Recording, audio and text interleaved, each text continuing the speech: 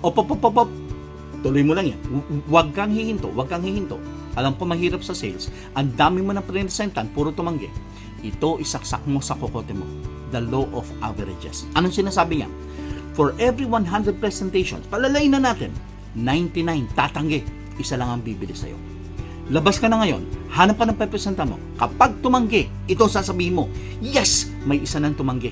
98 na lang, oo na. Present ka uli, tumanggi na naman. Yes, dalawa na tumanggi.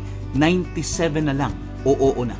For every rejection, inuubos yung 99. Ubusin mo yung 99 na yan at matitira yung isang oo sa'yo. The law of averages. Anong sinasabi? Hindi mo mapapa-oo ang lahat.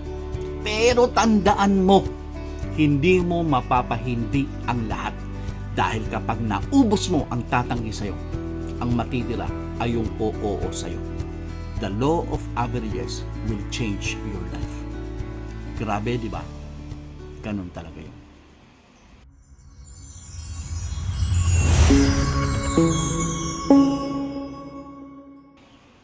Oh, ano pang ginagawa mo? Lumabas ka na. Ubusin mo yung 99.